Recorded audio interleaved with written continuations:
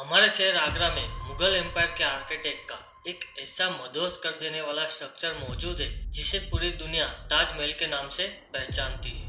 400 साल पहले बनाया गया ये बेहद खूबसूरत स्ट्रक्चर आज दुनिया का 7वां अजूबा भी माना जाता है।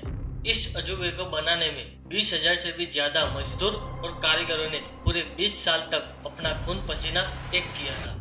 और आप सोचो कि जब उस दौर में कंक्रीट स्टील ही नहीं हुआ करता था तो आखिर इस इंडिया की शान और उस पर रखा गया 40 मीटर ऊंचा डोम 400 साल पहले कैसे बनाया गया होगा।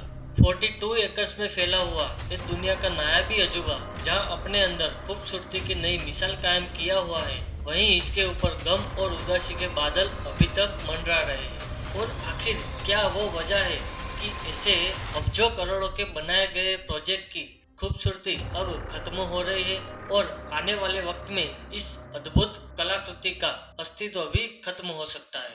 तो हेलो दोस्तों, स्वागत है आपका सिविल लॉ के एक नए वीडियो में। एक कहानी स्टार्ट हुई 1607 में जब इंडिया में मुगल एम्पायर का राज हुआ करता था। इस दिन मुगल शहंशाह का सबसे छोटा बेटा शहाबुद्दीन मोहम्मद खुर्रम 15 साल का हो चुका था और उसी की खुशी में आगरा किले में जश्न का माहौल था। खुर्रम मुगल शहंशाह को सबसे ज्यादा प्रिय था, इसी वजह से उसके हर जन्मदिन पर हीरे जवाहरात और सोने से उसको तोला जाता था। यानी जितना वजन शहजादे खुर्रम का होता था उतना ही खजाना उसके नाम कर दिया जाता था। लेकिन इस दिन कुछ और भी बड़ा होने वाला था। मुगल शहंशाह ने शहजादे खुर्रम की शादी अपने एक वकील के बेटी के साथ तय कर दी, जिसको हम मुमताज महल के नाम से जानते हैं। मुमताज और खुर्रम को पहले ही दिन एक दूसरे से बेइंतहा मोहब्बत हो गई थी, लेकिन उस वक्त किसी को भी मालूम नहीं था कि इस प्यार को दुनिया हमेशा के लिए याद रखने वाली है। अगले 10 साल तक शहजादे ने बहुत सी जंग का सामना किया और उसमें खूब सारी कामयाबी भी हासिल की। इसी वजह से शहंशाह ने खुश होकर उसको शाहजहां के नाम से नवाजा, जिसका मतलब दुनिया का बादशाह होता है। शाहजहां की टोटल 6 बीवियां थी। इन 6 में से शाहजहां सबसे ज्यादा मोहब्बत मुमताज से करते थे और यही वजह थी कि वो अपना समय सबसे ज्यादा मुमताज महल के साथ बिताना पसंद करते थे। 4 सालों के बाद 1621 में मुगल शहंशाह अचानक चल बसे और अपने पिता के मौत के 7 सालों बाद लोगों के चहेते बने हुए शाहजहां ने शहंशाह की गद्दी संभाल ली। पूरी मुगल सल्तनत अपने नए शहंशाह से बेहद खुश नजर आती थी। ये वो पीरियड था जब मुगल सल्तनत अपने पीक पर थी और पूरे इंडिया, पाकिस्तान और अफगानिस्तान के कई हिस्सों में मुगल सल्तनत का राज हुआ करता था। लेकिन किसी को भी ये अंदाजा नहीं था कि एक खुशी मातम में बदलने वाली है। मुमताज महल जो शाहजहां के 14वें बच्चे को जन्म दे रही थी, उसकी हालत बिगड़ी और 17 जून 1631 को वो ना चाहते हुए भी इस दुनिया से चल बसी। ये खबर जो शाहजहां पर पहाड़ बनकर गिरी थी, उसने तो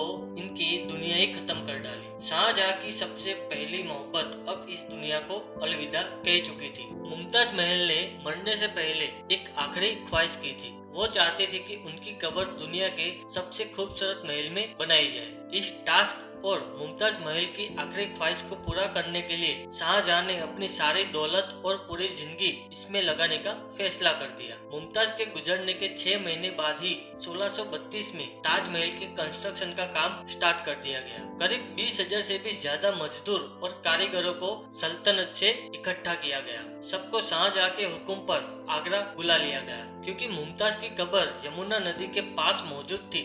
इसी वजह से इस जगह पर दुनिया का सबसे खूबसूरत स्ट्रक्चर बनाना बहुत ही मुश्किल काम था। नदी के किनारे पर जमीन काफी सॉफ्ट होती है और अगर यहाँ खुदाई का काम किया गया तो पानी का बहाव ताजमहल के फाउंडेशन को बहुत ही नुकसान पहुंचा सकता था। इस प्रॉब्लम को सुलझाने के लिए मुगल इंजीनियर ने यहाँ सबसे पहले जमीन के अंदर बहुत से कुएं खुदवाना शुरू करवा दिया। मजदूर एक कुएं तब तक खोदते रहते जब तक हार्ड जमीन उनको नजर नहीं आ जाती थी। इन कुओं को पत्थरों से भरा गया और फिर उसके ऊपर पत्थरों के बड़े बड़े कॉलम खड़े कर दिए गए। इन सारे काम को अंजाम देने के लिए मजदूरों के साथ साथ हाथियों के झुंड का भी इस्तेमाल किया गया था। मुगल इंजीनियर की 8 रेक काम कर चुकी थी और अब ऐसी फाउंडेशन तैयार थी जो नरम जमीन पर भी फौलाद बनकर खड़ी थी। फाउंडेशन के बाद अब बारी थी ऐसे स्ट्रक्चर डिजाइन की जिसे आज से पहले कभी किसी ने सोचा न हो। ताजमहल का आइडिया शाहजहां ने अपने पूर्वजों द्वारा बनाए गए मकबरे से लिया था। अपने पिता के मकबरे से मीनारों का आइडिया लिया गया, अपने दादा के मकबरे से बिल्डिंग कोर का आइडिया लिया गया और अपने अंकल के मकबरे से डोम का आइडिया लिया गया और इन सब के कॉम्बिनेशन से एक महा अद्भुत डिजाइन उभर कर सामने आया। ये सब काम करने में पानी के जैसे पैसे बहाए जा रहे थे। हर गुजरते दिन शाही खजाना तेजी से खाली होता जा रहा था, लेकिन शाहजहां को किसी चीज की परवाह नहीं थी। उनको सिर्फ किसी भी कीमत पर एक काम कंप्लीट करना था। कहा जाता है कि ताजमहल की कंस्ट्रक्शन में इतने लोग लगाए गए थे कि इसकी वजह से आसपास के इलाकों में खाना पीना भी खत्म हो गया था। 20,000 से भी ज्यादा मजदूर और कारीगरों की भूख मिटाने के लिए शाहजहां ने आसपास के इलाकों से तमाम प्रकार के अनाज और फल मंगवा दिए थे। कई सालों की मेहनत के बाद बिल्डिंग का स्ट्रक्चर कंप्लीट हो चुका था और अब बारी थी इसको संगमरमर से सजाने की। ये संगमरमर आगरा से ऑलमोस्ट 400 किलोमीटर दूर राजस्थान से मंगवाना जाना था, क्योंकि यहाँ का मकराना मार्बल आज तक one of the best and finest marble माना जाता है। शाहजहां ने ताजमहल के लिए पूरा मकराना मार्बल ही बुक करवा दिया और जब तक ताजमहल की डिमांड पूरी नहीं हो जाती तब तक किसी को भी ये मकराना मार्बल खरीदने की अनुमति नहीं थी। 1000 हाथियों की मदद से हजारों टन मार्बल राजस्थान से आगरा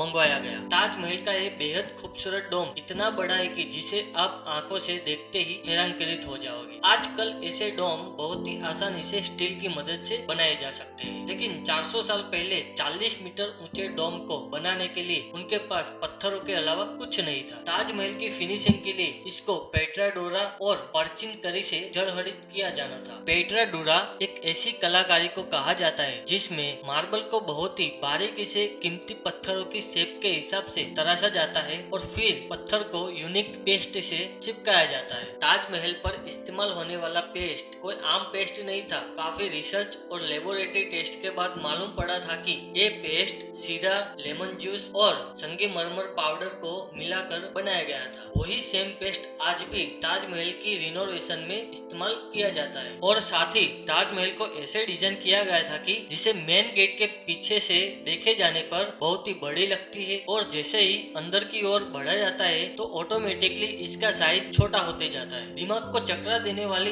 एक कोई पहली ट्रिक नहीं थी जो मुगल आर्किटेक्ट ने उपयोग की हो। इसके आसपास के चारों मीनारों को सीधे खड़े किया जाने की बजाय बाहर की तरफ थोड़ा झुका दिया था, क्योंकि इनको सीधा खड़ा किया जाता तो दूर से देखने पर ये अंदर की तरफ झुके हुए लगते, जैसा कि आप इस मस्जिद में देख सकते हो। इन मीनारों को बाहर की तरफ झुकाने का एक और रीजन भी था और वो था कि अर्थक्वेक के दौरान ये मीनार गिरे भी तो ये बाहर की तरफ गिरे और ताजमहल का एक बाल भी बाका ना हो। ताजमहल की बहुत सी खास बातों में एक ये भी खास बात है कि ये दिन में 4 बार अपना रंग बदलता है। सूरज निकलने से पहले ये बिल्कुल ब्लैक शेड देता है, सूरज निकलने के बाद ये लाइट येलो और पिंक शेड देता है, जबकि दोपहर के वक्त ताजमहल की खूबसूरती का एक नया ही रूप देखने को मिलता है और सनसेट के वक्त ये पूरा ताजमहल गोल्डन कलर का दिखाई पड़ता है। पूरे 22 साल के बाद 1654 में ताजमहल की कंस्ट्रक्शन का काम फिनिश कर दिया गया। शाहजहां अपनी मोहब्बत की याद में दुनिया का सबसे खूबसूरत स्ट्रक्चर बनाने में कामयाब हो चुका था। शाहजहां ने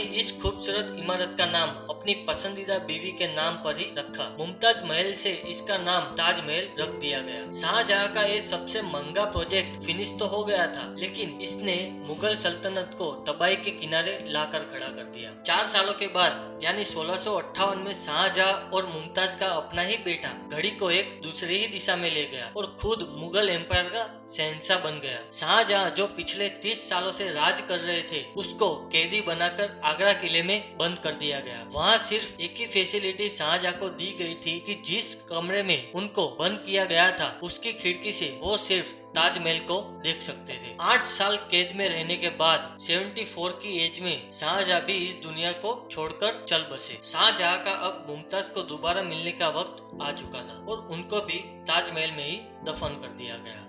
आज भी शाहजहां और मुमताज की याद में एक खूबसूरत ताजमहल और उसकी चमक आगरा में उपस्थित है। लेकिन आपको ये जानकर भी हैरानी होगी कि आज के दौर में बहुत ज्यादा पॉल्यूशन और यमुना नदी के गंदगी भरे कीड़ों के कारण इसका रंग बदलता जा रहा है और इसकी चमक भी कम होती जा रही है। और अगर इस पर ठीक से ध्यान नहीं दिया गया तो क्या पता आने वाले वक्त में ताजमहल का अस्तित्व भी आपको मिटता हुआ दिखाई दे सकता है। और अगर आपको इस वीडियो से भी कुछ अच्छा जानने को मिला हो तो वीडियो को भरपूर लाइक कीजिए, शेयर कीजिए एंड सब्सक्राइब कीजिए और साथ में आगे के वीडियो के लिए वेट कीजिए।